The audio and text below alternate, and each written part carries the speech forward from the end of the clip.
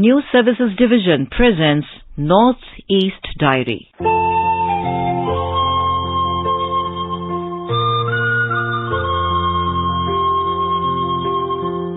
Good evening. Welcome to this edition of Northeast Diary. Here we bring you the latest developments from India's unexplored Northeast region.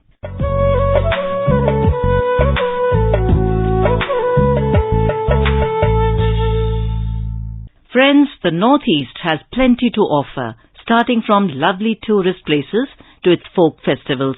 The food and colorful clothes of this region are also becoming very popular.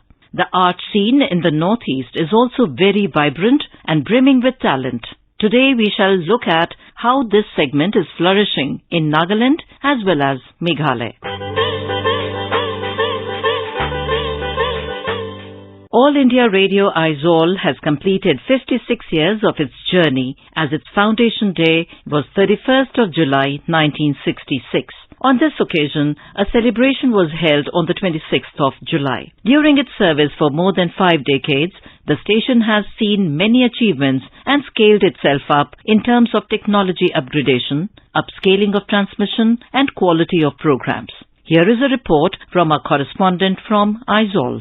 To commemorate the Foundation Day, AIR Aizawl station has celebrated the occasion both in offline and online mode. Additional Director General Administration of AIR North East Zone, Ashish Bhatnagar, joined the function virtually from AIR Guwahati, terming the day as very special to all of the station and also to the people of the state. He applauded for positive initiatives made by each member of the station. He said, engaged with hard work and dedication and being transparent, all staff are certainly bringing happiness and smiles on the face of people of Mizoram. Looking back to the initial days, Station Director D.R. Laropuya said it was that time when there was no local media and only a handful of radio sets were playing local music and few minutes daily news directly from Shillong station. At that time, AIR Aizawl was born to meet people's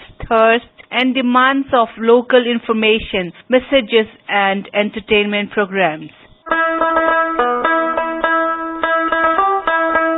When the advent of satellite and cable TV could not make much impact, the only free gift to the people was the broadcast from All India Radio Aizawl. Till date, the listeners from the public and administration have had complete trust and confidence in AIR Aizawl for its accuracy, authenticity and reliability. Talking about the beginning of the station, D.R. Laropuya said that in the passage of the last 56 years, the station has achieved many in installation and operation of upgraded transmission system, FM service, digital studios and live streaming. The studio is presently operational on the Virtual Studio Network. Programs and news wings have been running very smoothly and doing broadcast, all elements being a public service broadcaster.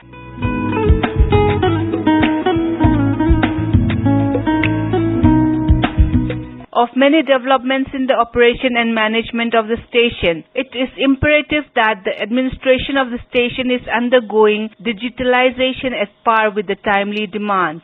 For Northeast Diary with Subhashish Chanda, Irene from Aizawl.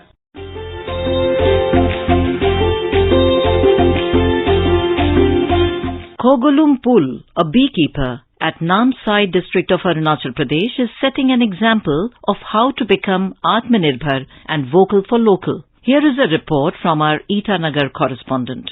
On many occasions, our compulsion becomes our hobby and later becomes our source of livelihood. Same has happened with Khogolum Pul from Lohit district in Arunachal Pradesh. Khogolum Pul, an asthma patient, started beekeeping in 2007. Pure honey is believed to be beneficial in asthma disease. People in this part rarely take up beekeeping commercially, so it was hard to find pure honey in the market abundantly. This compelled Mr. Pul to start rearing bees at his backyard. This later turned into his hobby and now he has taken up beekeeping commercially. He says there is a huge demand for honey, but none in his area has done before him. So, मैंने beekeeping शुरू किया 2007 में और मेरा B keeping शुरू करने का मकसद यही था। मैं बीमारी आदमी था, अस्थमा पेशेंट था है हूँ। तो बी का बारे में बहुत सुना हमने कि वो अस्थमा पेशेंट में लोग हनी खाने से उसका शरीर बहुत तंदुरुस्त रहता है, बीमार ठीक रहता है, बीमार ठीक हो जाता है, ऐसे सुना। तब से मैंने ये बी कीपिंग करना शुरू किया। तो पहले मैंने केवल एज ए हॉबी हिसाब से 2-3 बॉक्स लाया था। ये लोकल हॉबी होनी, यहाँ का जो एपिस इंडिका बोलता है, शिराना इंडिका, हम लोग को लोकल भारतीय मधुमक्खी बोलता है। तो आस्ते आस्ते ऐसे करके करके फिर हमको और इंटरेस्ट लगा। तो फिर मैंने 2018 से जोरहाट से मैंने 3 बॉक्स एपिस मेले फेरा लेके आया। तो उसको डिवाइड करके करके मैंने अभी तक 17-18 बॉक्स बनाए। हाँ, अभी तो ऐसे अगर आप कलेक्शन करता है ये जो, तो उसमें आपको सेल करने को कोई ज्यादा घूमने उमने की कोई जरूरत नहीं। अब घर में बैठे बैठे सब आ जाता है, लोकल में ही सब कुछ खत्म हो जाता है। लास्ट ईयर मेरा प्रोडक्शन कम से कम 60 kg का था। तो 60 kg में हमने सब फिर उसे भी पहुंचाने, सब लोग आके पूछते रहता है, अरे और है क्या, और है क्या, क्योंकि लोकल हनी के बारे में सब लोग जानते हैं, रॉ हनी के बारे में जानते हैं वाला लोग तो उसको बहुत लाभदायक मानते हैं। बाजार से तो बहुत अलग है ये जो अपने जो लोकल भी होता है ना। तो ऐसे करके डिमांड तो है, बहुत डिमांड है, हमारे लोकल में ही खत्म हो जाता है। कोई बाहर जाने का कोई जरूरत नहीं, बिकने का जरूरत भी नहीं है, जैसे कोई दुकान में बैठने की जरूरत भी नहीं है, आप घर बैठे बैठे सब कुछ खुद आके ले जाते। As pollinators, bee plays a very important part in every aspect of the ecosystem. They support the growth of trees, flowers and crops, which serve as food and shelter for every creature, large and small. Mr. Poole says that by taking up apiculture at a commercial level, youths can not only make themselves self-sufficient financially, but also will contribute toward a larger cause of protecting the environment. For Northeast Diary, this is Rakesh Tole, AIR News, Itanagar.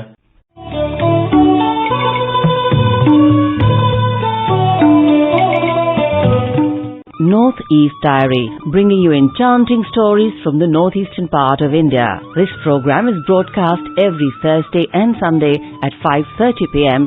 on FM Gold and on our app News on AIR. We look forward to you walking this journey with us twice a week, every week.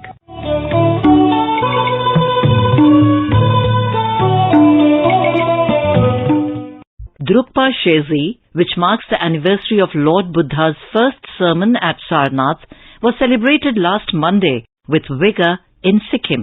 We have a report. Buddham saranam gacchami.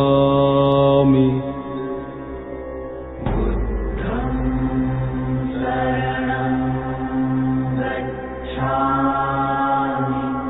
Drukpa Shezi is marked on the 4th day, called Shezi, of the 6th month, called Drukpa, of the Tibetan lunar calendar, and hence the name Drukpa Shezi.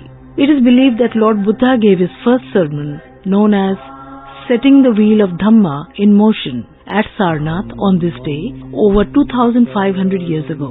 The occasion marked the first time he preached the Four Noble Truths after his enlightenment. The Four Noble Truths are accepted by all Buddhists as an explanation for human suffering and how to achieve enlightenment from it. The Four Noble Truths are Dukkha, or that the life is full of suffering; Samudaya, or attachment, leads to suffering; Nirvana, or one can end suffering and realize Nirvana; and Magga, the Buddha laid down the path leading to the end of suffering and freedom from the cycle of birth and rebirth. In Sikkim, Drukpa Shezi is a government holiday. Monasteries across the state held religious ceremonies and prayers on the day. Devotees prayed to Lord Buddha at the monasteries dressed up in traditional attire and lit butter lamps for the well-being of their loved ones. Yak races are also organized on the day. Sharing his wishes on the occasion, Sikkim Chief Minister P.S. Tamang urged people to take time out to reflect on Lord Buddha's teachings of compassion, peace and honesty. He said, "May the Four Noble Truths of Lord Buddha continue to guide and enlighten us on the path of unity, communal harmony, peace and prosperity." With Sekat Sarkar and Tashi Ongmu Bhutia, this is Sharmila Goswami from AIR News, Sikkim.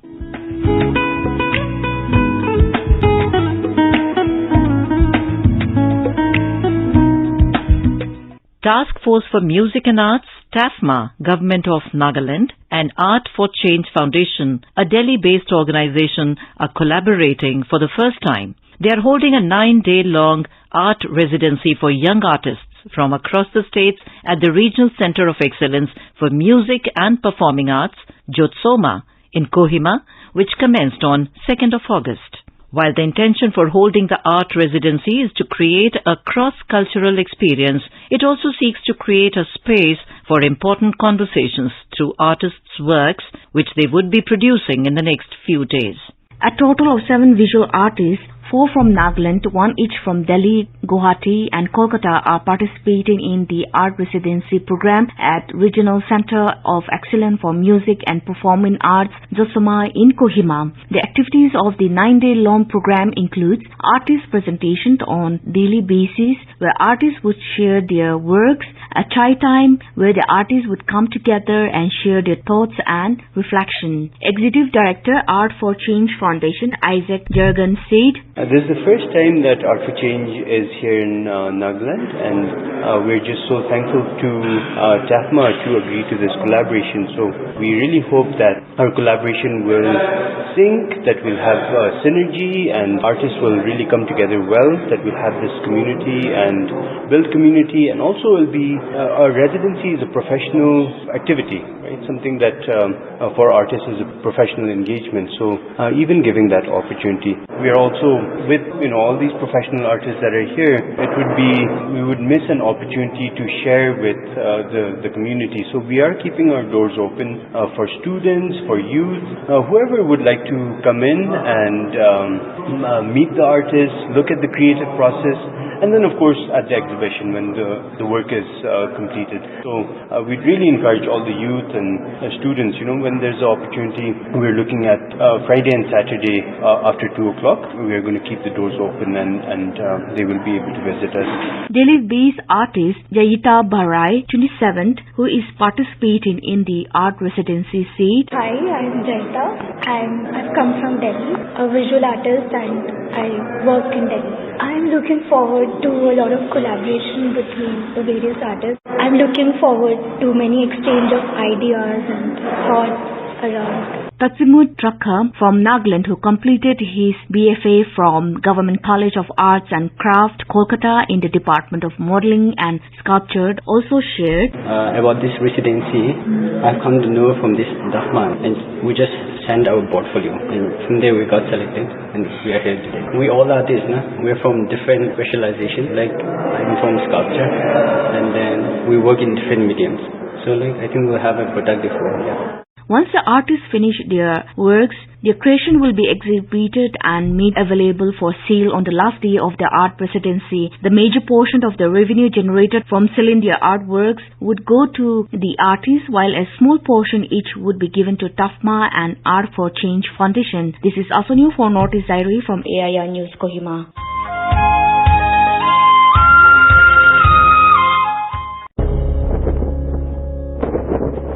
अब हर घर की छत पर शान से फहरेगा तिरंगा, गुनगुनाए जाएंगे नव विकास के गीत, आन बान शान का प्रतीक राष्ट्रध्वज तिरंगा।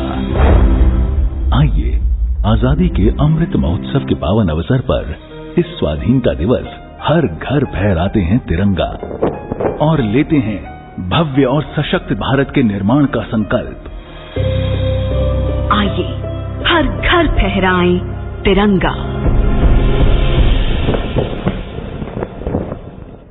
Social activist Amamuddin Ahmed of Dibrugarh has been hoisting the 60 feet height national flag at his residence for the last 5 years with great patriotic dedication. We have a report. Amamuddin, a resident of Potton Bazar of Dibrugarh in Upper Assam, has appealed to every resident to host tricolor in the Har Ghar Tiranga campaign for the government. The flag with flag post of height 60 feet always reminds him about the pain and sufferings of the general public during the British era and how we gained our independence. This flag also reminds the soldiers who had sacrificed their life for the sake of the nation. Ghar ghar tiranga, har ghar tiranga, ghar ghar tiranga, har ghar Tiranga. He further said that every year his family along with his neighbor celebrate Independence Day by hosting tricolor. He appeals everyone to host tricolor in their respective homes during the Azadi Ka Amrit Mahotsav. Moreover, this year the government has initiated Har Ghar Tiranga campaign as a mark of 75 years of India's independence. This year Independence Day will be special and they will observe it in a grand manner, he said. He also said that for the last 5 years the tall national flag has been at his residence, and whenever he saw national flag, it reminds him how India got independence from colonial rule and how our national heroes had sacrificed their lives for independence. Ghar ghar Tiranga, rath ghar Tiranga, gharo ghari Tiranga, pratyek ghari Tiranga. Amamuddin's daughter Ifja Shamila Ahmed is also quite excited about Independence Day. For Northeast Diary, this is Pranav Kumar Nath from Dibrugarh.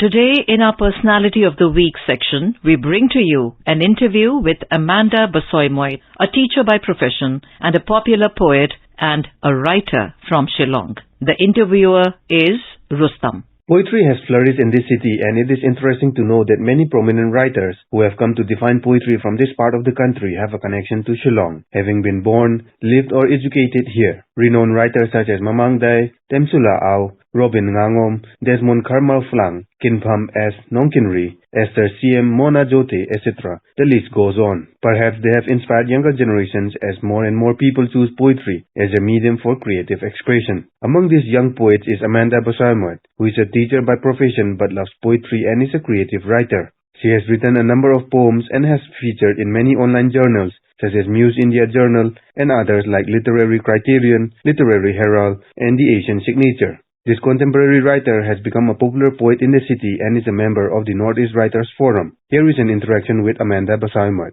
Welcome to Northeast Diary, Amanda. Please give us a short introduction and share with us, when did you first realize you wanted to be a poet? Thank you, Rustam. Two different questions. A short introduction of myself. Well, I'm Amanda Basoymoy. I basically teach English literature in a college here in Shillong, and I've been born and brought up in a matrilineal Khasi family, and I'm a Khasi by birth, so that's who I am. Regarding your second question, which is when did you first realize you wanted to be a poet? I do not have a definitive answer for that. You know, I was educated in a convent school. And being in this convent school, we were very much encouraged to be in the arts, in the dramatics. I think my first love with poetry started with this English teacher I had. Her name was Mrs. Varghese. And this was sometime when I was, in standard 6, standard 7. So she was the one who first introduced us to creative writing and writing poetry. And I think it was that first note of encouragement that you get from a teacher that makes you feel like, yes, this is good, I can do it too. So I think that was when it started, it started with a simple poem on the beach, and she put us through this entire test of closing our eyes and imagining we were on the beach, hearing the sounds and everything else. And then at the end of this entire introduction where we were supposed to just listen to her voice, listen to the music, I felt as if I was transported to a beach, though I had never been to one before. And we were to write about it. And I fared quite well in that because she did, of course, applaud me along with, when I read it out along with my classmates and everything else. So that was when I first realized I had a liking for poetry. Of course, I never wrote. I never wrote for the public. I was mostly a closet writer. It was only sometime, during my university days that we came up with this magazine and that we started writing. Again, this was only centric to the university and the department. But sometime around 2005, I had organized this creative writing, workshop for my students in college along with the Northeast Writers Forum. And because of that, I had met these wonderful well-known writers from all over the Northeast, some of whom were Mamang Dai, Ananya Guha, Desmond Karmoplang, Robin Ngangom, Dhruva Hazarika, and even somebody like Rajendra Kumar, I think, from Orissa. I was fascinated with, the way they write and what they write. And of course, they asked me, why was I organizing this workshop? So I said it was because I like creative writing and I saw that also in my students. And on the last day, they had asked each one of us, to share what we write. And it was then that, some of these writers said, you have the knack for writing. Why don't you be a part of our forum? Why don't you write? Why don't you publish? I think I took it like a challenge because I thought, how would I encourage my students to face the public if I could not do it? So I had to take the first plunge. So that was when I started actually publishing my works and writing more. So it's been quite some time now that you have gone into writing and publishing. Like there are different types of genres of poetry. Which one do you prefer, and is there any specific reason? That's a very difficult answer to give to you. Yes, there are different genres of poetry. There are multifaceted genres, I've dabbled a little bit with newfound poems, a little bit with micro poems, a little bit with the sonnet, tried my hand at the haiku, but I'm mostly comfortable in the blank verse. The reason is because of the kind of poems I write, which are related to me, my people, my experiences, my life. And that is where I feel the blank verse, of writing in that manner gives me a free hand. And I don't have to stick to style. Because if I'm restricted to style, then I'm constantly conscious of the style that I have to follow, that, it inhibits my thoughts and my words at times. So yeah, I prefer the blank verse. Well, that is an interesting approach on how you write.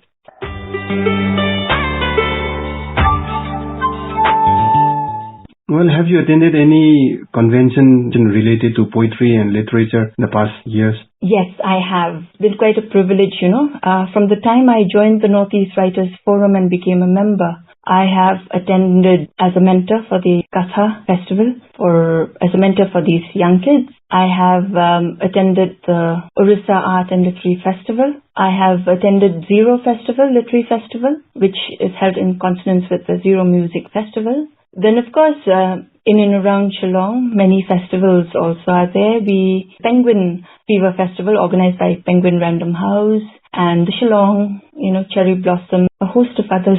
Even Sikkim also. And Nagaland. I think I leave out quite many. I don't remember. Okay, so far have you published any of your work? And if not, do you do you plan to publish it in the future? As I was telling you, Rustam, I've been quite a closet writer. I've never really liked publishing. But yes, I've gathered the courage. I have published, and a few of my poems, in fact, are there even online on Muse e-journal. Muse India e-journal. This is the best, at least for creative writing, it is the best journal in the entire of the Indian subcontinent, where many of the big names have been published. So I've been lucky that whenever I've submitted to Muse e-journal, I've never been rejected. So some of my poems are there. Apart from that, off and on, I do contribute to anthologies, but I haven't come up with an entire collection of my own. Maybe in the years to come. Given the fact that you being a teacher, and then you must have come across a lot of your students who wants to dive into this profession of becoming a poet, becoming a writer. Do you have any suggestion or word of advice for them? Being a teacher and having seen, especially a teacher who teaches literature here in the Northeast, and in particular Meklai and Shillong, I found that our young kids here really have a knack, for writing in English. They really have a very good command over the English language. And if they have the knack for creative writing, they are superb. They are fantastic. I've seen a lot of young writers, in fact, being associated with Forum, and as well as a small group here which we call the Shillong Literary Coterie. We have done our bit to encourage them, to provide a platform for them that they can, show their creativity, their works. And it's remarkable if you see some of them at the kind and the style and the way they write, that I sometimes am amazed when I hear and I listen to what they have written. So yes, they do have a knack for writing. But the only thing about our people here in the Northeast is this, we all suffer from a inferiority complex where we think we're not good as the others. And that's the same thing that I felt also when I started writing. So I don't blame these kids also. But now I think we do try to give them a nudge. We do try to give them a push. We try to give them a platform. We encourage them. And they are coming out. And it's amazing to know that some of them get published in various literary journals all over India. So I'm very proud of that. And I think, that if our young kids continue to write like this, what our previous writers have done, they had established, the genre, Northeast writing in English. I think we can take it way higher. So it's just that we need that encouragement. And I see that in the years to come, Northeast writing in English, will establish itself as a name to be reckoned with. And it has, in fact, established itself as a name to be reckoned with, to be noted along with, mainland India, Indians writing in English. And words of suggestion for them is this, that when we write, you have to read a lot. Read a lot, write a lot, edit, because you'll never find that perfection happens in one go when you write. I mean, I've realized that when I write. When you're inspired and you write, it comes, it flows, Words flow through you and it's just like that bug in you that compels you to write. But then when you go back the next day or even a fortnight later or whenever you go back to that piece of writing that you've written, you'll realize that there are certain things which are not in place and therefore you need to edit. And listen also. It's very important that when you it's not just reading, it's not just writing, it's not just editing, but it's also listening. Because when you listen, you will hear, the sound of the words and the music that they create. That is my suggestion to them. Read, write, edit, and listen. These are 4 skills that you need to. I think if you have that, you can be a fantastic writer. Thank you for your time, Amanda, for giving us an insight of what poetry is about, all those good suggestions that you have given to budding writers. Thank you for your time. Thank you. It is an honor. You were just listening to an interview with Amanda Basoy Moit, a popular poet from Shillong. The interviewer was Rustam. And now, let's listen to this lovely modern Assamese song sung by Kavita Krishnamurthy.